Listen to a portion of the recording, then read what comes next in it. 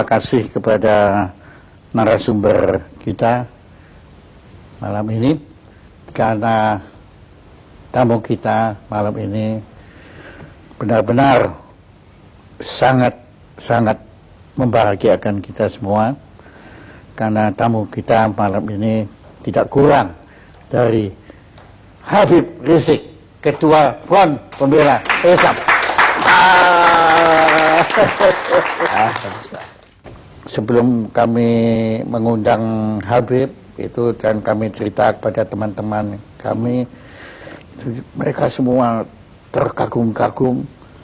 Dia bilang, hah, kok berani ngundang Habib Rizik? Ya kok berani, nggak takut? Saya bilang, saya ngaku, sebetulnya takut juga. Tapi setelah berjumpa waktu itu, kira-kira sebulan yang lalu, ternyata ketakutan kami itu tidak beralasan. Karena ketakutan kami kepada Front Pembela Islam itu, apalagi ketuanya, itu didasari oleh pemberitaan-pemberitaan media massa. Dan justru kami mohon pencerahan dari Habib. Kenapa kok sampai kita ini begitu ngeri, begitu takut? Jadi saya melihat memang, saya tidak katakan semua media, tapi banyak media-media yang tidak memberitakan Front Pembela Islam apa adanya. Jadi mereka hanya memberitakan ya sesuai dengan keinginan mereka. Saya berikan contoh. Bagaimana laskar-laskar FPI pada tahun 2004 ketika terjadi tsunami di Aceh, itu ada 1.300 laskar turun ke Aceh, bekerja di sana selama 4 bulan, itu mengevakuasi tidak kurang dari 100.000 mayat. 100.000 mayat. Itu satu pun media tidak ada memberitakan. Nah, kemudian begitu juga bagaimana kerjasama FPI umpamanya dengan Kementerian Sosial di dalam program bedah kampung. Jadi ada satu program bedah kampung yang dilakukan oleh Kementerian Sosial yang FPI diajak untuk bekerja sama. Dan kita buat MOU resmi. Bagaimana perumahan-perumahan yang perumahan rakyat miskin yang memang tidak layak huni di Jakarta maupun di luar Jakarta, bersama-sama dengan Kementerian Sosial kita turun, kita melakukan bedah kampung. Nah, ini juga kan tidak pernah masuk pemberitaan. Iya, saya nggak pernah tahu. Begitu juga kerjasama FPI dengan Kementerian Agama RI. Bagaimana kami turun di lokasi-lokasi yang banyak dihuni oleh warga Ahmadiyah, untuk kami melakukan pembinaan. Bukan kekerasan. Bukan kekerasan. Saya kasih contoh satu di Tenjo Waringin, perbatasan antara Garut dengan Tasik. Di sana kami melakukan pembinaan dari tahun 2009. Sampai hari ini sudah lebih dari 800 warga Ahmadiyah kembali kepada Islam. Nah, hal-hal semacam ini tidak ada yang dimuat oleh media. Jadi manakala ada suatu kejadian yang kebetulan katakanlah terjadi tindak kekerasan, nah kadang-kadang itu yang di blow up oleh media tanpa memberitakan tentang akar persoalannya. Nah, saya kasih contoh satu kejadian di tahun 2001. Itu ada kejadian di kota Jakarta ini, ada satu tempat pembinaan olahraga biliar yang dikelola oleh KONI pusat, tapi ternyata disalahgunakan oleh kelompok-kelompok masyarakat tertentu untuk ajang perjudian, penyebaran ekstasi, dan ajang prostitusi. Nah, kita sudah melakukan berbagai macam pendekatan ke KONI, ke Pemda DKI, laporkan ke polisi, sampai 2 tahun itu tidak ada tindakan, sementara masyarakat setempat sudah resah. Nah, ketika terjadi clash antara pengelola daripada kemaksiatan tadi dengan laskar FPI, akhirnya terjadi pengerusakan, dan itu sudah diadili. Laskar FPI yang melakukan pengerusakan pun sudah ditangkap, sudah diadili, sudah dipenjara. Tapi akhirnya tempat olahraga itu pun sampai saat ini tidak dijadikan tempat maksiat lagi. Jadi sampai di penjara berarti memang FPI ini tidak membenarkan kekerasan. Ya, kita tidak membenarkan kekerasan. Artinya kalau memang ada laskar kita yang bersalah, kita serahkan ke polisi. Silakan diproses, silakan diadili, silakan dipenjara. Cuman yang memprihatinkannya Pak Jaya, peristiwa tersebut kan terjadi 2001. Sebetulnya kan sudah clear, sudah masuk pengadilan. Sudah, tapi beberapa stasiun televisi sampai hari ini diulang-ulang terus itu pengurusan. Jadi seolah-olah yang ada di benak bangsa Indonesia ya itulah KJP setiap hari. Ya. Dari segala pemberitaan yang sepihak itu, ya timbul juga kesan bahwa FPI ini sama sekali tidak punya toleransi beragama. Ya, itu kesannya. Ya.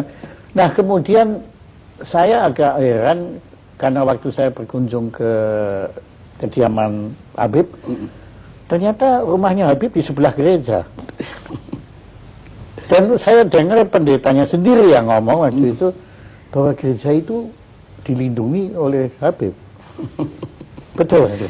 Ya, jadi memang di Petamburan tempat saya tinggal ini ada beberapa gereja. Ada gereja Bethel dari kalangan Protestan, ada gereja Salvator dari kalangan Katolik, ada gereja Lemuel, ada gereja juga Immanuel, ada gereja juga HKBP. Nah, kelima gereja ini di Petamburan sampai hari ini semua bisa melakukan segala kegiatan ibadahnya dengan tenang tanpa ada gangguan sedikit pun dari masyarakat. Karena memang kelima gereja ini tidak pernah buat masalah dengan masyarakat. Artinya gereja-gereja mereka dibangun pertama dengan izin. Yang kedua, kegiatan-kegiatan mereka itu murni ibadah, bukan untuk mengganggu daripada ketenangan masyarakat. Sehingga sudah sekian puluh tahun, mereka sampai hari ini tidak pernah ada gangguan apapun. Nah, karena itu hubungan saya secara pribadi maupun FPI yang memang markasnya ada di Petamburan, dengan para pendeta tadi, hubungan kita cukup baik. Mereka suka datang ke kita suka dialog. Kemudian kalau mereka punya masalah juga mereka sampaikan ke kita, apa yang bisa kita bantu mereka. Bahkan kalau lagi ada datang musim banjir, nah ini kan Petamburan ini kan rawan banjir, itu kita kerjasama. Kalau nggak salah secara pribadi, Habib kan dulu sekolahnya juga sekolah betul Katolik.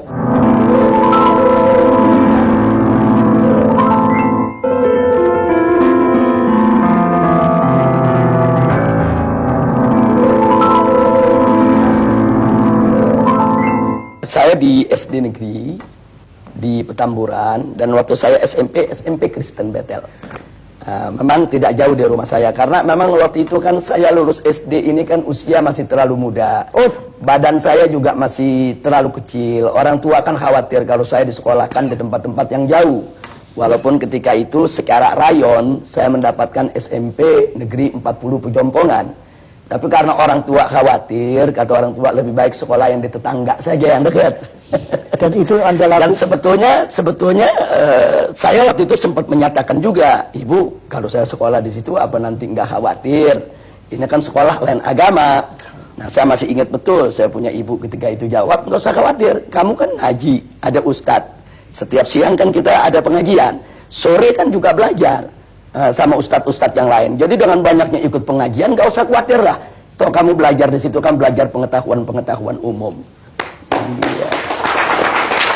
Saya pikir juga sekolah-sekolah Kristen yang manapun, dimanapun di Indonesia selama ini, kalau tidak ada pemaksaan kepada murid yang beragama lain untuk belajar agama yang tidak dianutnya, kan no problem. Nah, dalam ajaran Islam pun kita punya pilar-pilar toleransi, Pak Jaya. Yang pertama adalah sebagaimana Allah firmankan dalam Al-Quranul Karim, la ikraha fiddin, tidak ada paksaan dalam agama. Artinya setiap seorang muslim itu tidak boleh melakukan pemaksaan dalam bentuk apapun kepada orang lain untuk masuk ke dalam ajaran Islam. Nah, jadi ini ketentuan dakwah dalam Islam. Jadi nggak boleh ada orang dipaksa masuk Islam, dipaksa menjalankan syariat Islam. Itu nggak boleh. Nah, itu yang pertama. Jadi artinya la ikraha fiddin, tidak ada paksaan dalam agama. Ini merupakan pilar toleransi dalam ajaran Islam. Yang kedua, itu tidak boleh ada caci maki terhadap agama lain. Bahkan Allah ingatkan, nanti kalau kau hina mereka, nanti mereka akan menghina Allah. Nah, jadi kalau nggak mau dicubit, jangan nyubit, kan begitu. Nah, jadi ini pilar toleransi dalam ajaran Islam. Nah, terus yang ketiga ada lagi pilar toleransi yang lain, yaitu dalam urusan ibadah, lakum dinukum waliyadin. Kata di dalam Al-Quran ini Allah menyatakan kepada umat Islam untuk menyampaikan kepada orang-orang yang di luar Islam, lakum dinukum waliyadin. Bagi kalian agama kalian, bagi saya agama saya. Jadi agamamu, agamaku. Betul. Artinya karena itu Pak Jaya, dalam toleransi bagi umat Islam ini memang sudah harga mati. Jadi ya, aduh, ini kesan semua yang kita peroleh bukan seperti itu. Ya, yang ini kan penyesatan opini yang dilakukan oleh sejumlah media. Saya tidak katakan semua media, tapi ada media-media yang punya kepentingan. Yang salah kita sendiri kok kita tersesat itulah. Ya, itu dia. Kok ya, karena ya apa yang kita dengar, ya agama yang paling tidak toleran itu adalah agama Islam. Itu yang kita hari ini kita dengar dari Habib, ya bahwa ternyata ada 3. Sebetulnya ada 10. Ada 10 pilar toleransi. Toleransi ada 10. Paling tidak ada 3 ini yang utama yang sudah saya utarakan tadi. Dalam ajaran Islam ini, kita menerima dengan sepenuh hati konsep pluralitas. Tapi kami menolak konsep pluralisme. Ada beda antara pluralitas dengan pluralisme. Nah, kalau pluralitas itu adalah kebinekaan, keragaman. Karena itu Islam diajarkan dengan pilar-pilar toleransi yang kita sebutkan tadi. Pilar-pilar toleransi itu dalam rangka untuk kita bisa hidup dengan benar, dengan baik, dengan lurus dalam masyarakat yang plural tadi. Nah, ini kita sebut pluralitas. Nah, sedangkan pluralisme ini kan suatu isme, suatu paham yang meyakini bahwa semua agama sama, semua agama benar, semua agama pasti akan masuk surga, semua agama ini ajarannya tidak berbeda. Ini sebetulnya yang kami tolak. Nah, jadi begini, kenapa kami tolak? Bagi kami, biarkan setiap umat beragama meyakini agamanya yang paling benar. Itu hak dia. Dia bebas mengatakan agama saya yang paling benar, agama lain tidak benar. Tapi dia tidak boleh menghina agama lain. Seperti saya seorang muslim. Saya katakan, saya sebagai seorang muslim, saya beriman bahwa agama Islam adalah agama yang paling benar, selain Islam tidak benar. Itu keyakinan saya. Dan saya punya hak untuk itu. Tapi saya tidak punya hak untuk menghina, untuk mencaci maki, untuk mencerca agama di luar Islam. Nah, begitu juga Pak Jaya sebagai seorang Kristiani punya hak untuk mengatakan, saya sebagai seorang Kristiani, saya yakin Kristen yang paling benar. Selain Kristen tidak benar. Itu hak Pak Jaya. Saya tidak boleh intervensi mengatakan Pak Jaya mesti ngaku Islam benar juga dong. Nggak boleh. Sebagaimana saya juga nggak boleh diintervensi, Habib harus mengakui agama di luar Islam itu benar. Nggak bisa, ini soal keyakinan. Tapi Pak Jaya tidak boleh menghina Islam. Saya tidak boleh menghina Kristen. Kalau menghina aja tidak boleh, apalagi mengganggu, kekerasan, apalagi membunuh, apalagi nggak boleh. Tapi apabila FPI ini melakukan kekerasan, itu tidak dibenarkan. Tidak dibenarkan. Jadi di dalam organisasi FPI ini ada prosedur standar. Yang pertama, kita menunggu laporan masuk. Nah, artinya ada laporan dari masyarakat bahwa di wilayah mereka itu katakan ada tempat perjudian, ada tempat pelacuran, harus ada laporan dari masyarakat. Jadi tidak ujuk-ujuk FPI datang tanpa permintaan masyarakat. Ujuk-ujuk. Ini masih ada logat Betawinya ya. Iya, jabat. Ujuk-ujuk itu bahasa Inggrisnya apa itu, Pak? Jadi kita mesti ada laporan dulu dari masyarakat. Nah, kalau masyarakat melapor, berarti kan di sini ada ketidaknyamanan dari masyarakat terhadap kemaksiatan tadi. Nah, kalau laporan sudah masuk, kami lakukan langkah investigasi. Oh, pakai diinvestigasi. Ya, artinya kami periksa dulu laporan masyarakat itu benar atau tidak.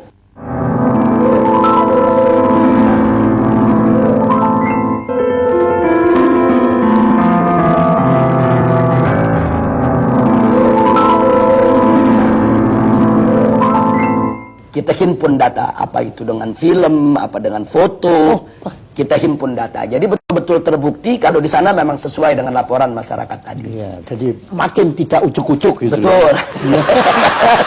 Nah, kemudian setelah itu masih ada langkah ketiga. Setelah data terkumpul, kami lakukan pemetaan wilayah. Oh, Nah, maksudnya pemetaan wilayah begini. Kalau mayoritas masyarakat di wilayah tersebut setuju dengan tempat maksiat tadi, mungkin ada anaknya yang bekerja di sana, mungkin ada warganya yang jadi tukang parkir di sana. itu diperhitungkan. Itu namanya pemetaan wilayah. Nah, andai kata masyarakat di sana masih mendukung tempat maksiat tadi, maka kami sebut wilayah dakwah. Kami harus kirim ustadz, kirim guru, kirim pendai, pendakwah untuk menyadarkan masyarakat kalau maksiat itu berbahaya bagi kehidupan mereka. Itu bisa setahun, bisa 2 tahun, bisa 3 tahun, bisa 5 tahun. Kesadaran masyarakat ini Dan kan, itu pernah terjadi. dan memang sering, bukan pernah, sering terjadi. Makanya ada sejumlah tempat maksiat sampai hari ini tidak disentuh oleh FPI. Nah, orang yang tidak paham, mereka pikir, oh ini nyetor sama FPI. Kan begitu. Ya, tapi saya mau tanya nggak sampai hati. Bebas saja untuk ditanya. Ujuk-ujuk tanya.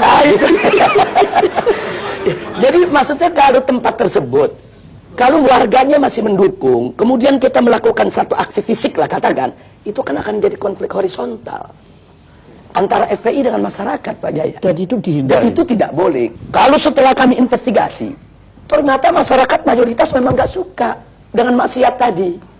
Cuma mereka tidak tahu jalan bagaimana cara menutupnya.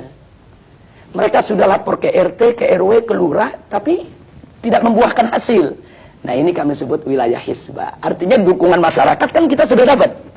Nah, tinggal bagaimana menuntun masyarakat tadi untuk menutup tempat maksiat tadi. Bagaimana cara kami tuntun? Kami bawa mereka ke tingkat yang lebih tinggi. Kami bawa ke camat, kami bawa ke gubernur, kami bawa ke DPRD untuk dialog. Kami ajak mereka untuk mendemo secara damai, kirim surat, kumpulkan tanda tangan masyarakat yang minta itu ditutup. Nah, manakala aparat sudah turun, tutup. Karena tekanan masyarakat begitu kuat, tugas FPI selesai. Makanya saya pernah dengar Habib bilang kalau tidak ada maksiat, kan bilang Iya. diminta FPI Bubar. dibubarkan. Iya. Habib bilang apa waktu Ya, itu? jadi kalau maksiat itu sudah tidak ada di Republik ini, pemerintah menegakkan hukum secara benar, FPI bubar sendiri. Saya kasih contoh. Sekarang yang namanya judi kan ada undang-undang yang melarang. Iya, iya. Yang namanya pelacuran kan ada undang-undang yang melarang. Iya. Yang namanya minuman keras kan juga ada aturannya semuanya. Kalau ini semua ditegakkan oleh pemerintah dengan baik, dengan benar, berarti kan pelacuran tidak ada. Berarti kan perjudian tidak ada. Nah, kalau ini dilakukan dengan benar, FPI kehilangan kerjaan, Pak Jaya. Itu kalau kami boleh tahu itu kasusnya apa yang Habib sampai masuk penjara itu? Yang di penjara itu pertama waktu tahun 2003. Oh, yang pertama? Ya, 2003 Ya. itu sebetulnya simpel saja. Saya diundang dialog macam ini di sebuah stasiun televisi. Oh iya. Kita berdebat dengan salah seorang perwira televisi. Nah, kemudian di dalam debat tersebut pihak kepolisian itu mengatakan di Jakarta ini tidak ada tempat judi. Tapi saya mengatakan ada tempat judi, Anda jangan bohong. Saya bawa daftar alamat-alamatnya. Ini loh alamatnya, saya bilang, tempat anu alamat sekian, tempat anu alamat sekian, tempat anu alamat sekian, dan seterusnya. Kesimpulannya, dalam forum itu polisi ini terdesak. Besoknya saya dilaporkan penghinaan terhadap pemerintah. Akhirnya saya masuk penjara 7 bulan. Nah, jadi itu yang jadi persoalan. Makanya kadang-kadang saya sekarang bercanda kalau diundang dialog oleh polisi, ini jangan kalah ngomong ditangkap lagi. Iya. Kalau kita dialog kemudian orang kalah ngomong kita dituntut kan repot, Pak Jaya. Iya, untungnya saya bukan polisi ya. Itu tahun 2003. Itu pertama. Ya, tapi kalau waktu tahun 2000. Tapi hikmahnya Anda menulis ini ya, Habib, ya. Betul. Nah, adapun pada tahun 2008 itu terkait dengan peristiwa insiden Monas. Nah, karena di insiden Monas itu kan ada kejadian Laskar Islam, itu kesatuan daripada berbagai macam ormas, terjadi bentrok. Ya, itu dengan komponen masyarakat yang ingin memperjuangkan untuk membela atau menolak Kepres pembubaran Ahmadiyah. Sebetulnya itu tidak perlu terjadi, cuman karena ada orasi-orasi dari kelompok mereka ini yang yang provokatif dengan mengatakan Laskar Islam ini dengan kata-kata yang nggak bagus lah, tidak layak untuk saya ungkapkan di sini. Akhirnya laskar-laskar terprovokasi nyerang mereka. Nah, tapi karena di antara mereka ada FPI, yang kena FPI, kita, yang kena biangnya Pak Jaya. Dan ada yang ujuk-ujuk masuk penjara. Akhirnya masuk penjara.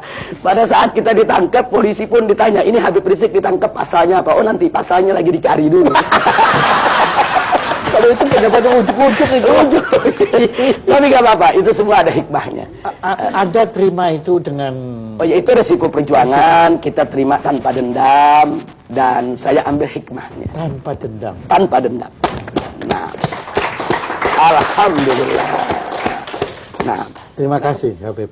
Ya, ini suatu pencerahan, satu pelajaran, pengalaman, masukan informasi bagi kita semua untuk lebih bisa memahami makna perjuangan FPI yang sebenarnya. Ya, dan moga-moga juga siaran talk show yang sederhana ini ya itu bisa didengar juga oleh pemirsa-pemirsa sebanyak mungkin supaya mereka pun atau kami ya, saya beratasnya mereka juga bisa memahami. Dan kita bukan lagi takut, bukan lagi curiga, bukan lagi benci pada FPI, tapi kita mungkin bisa bersama-sama FPI untuk memerangi maksiat di angkara murka di negara kita tercinta.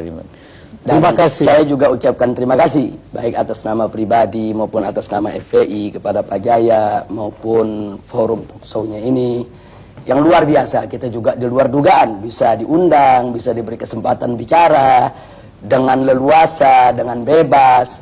Dan di sini juga saya ingin menyatakan sebelum kita berpisah, FPI ini kan bukan malaikat. FPI ini kan juga tidak boleh mengklaim kalau dirinya suci. Wow. Di dalam FPI kan juga ada oknum-oknum yang tidak baik juga. Nah, karena itu saya juga minta bantuan masyarakat. Manakala masyarakat mendapatkan ada oknum-oknum FPI yang tidak bagus akhlaknya, tidak bagus moralnya, dan memang melakukan hal-hal yang tidak patut di wilayahnya, tolong laporkan kepada kami. Kami akan ambil tindakan tegas, bahkan kalau ada cabang-cabang FPI yang coba-coba melakukan suatu kegiatan melanggar daripada prosedur yang saya sebutkan tadi, kita tidak segan-segan, cabang itu kita bekukan dan kita bubarkan. Nah, jadi kita tidak mengklaim kalau FPI ini tidak punya salah, tidak. Saya pun sebagai pimpinannya mungkin terkadang juga bahkan sering juga melakukan kesalahan. Apa itu kesalahan dalam mengambil keputusan, kesalahan di dalam berucap, kesalahan dalam bertindak. Nah, karena itu mari kita saling menasehati, saling memperingati, saling memperbaiki satu sama lainnya. Sekali lagi terima kasih buat Pak Jaya dan semuanya. Terima kasih banyak. Alhamdulillah.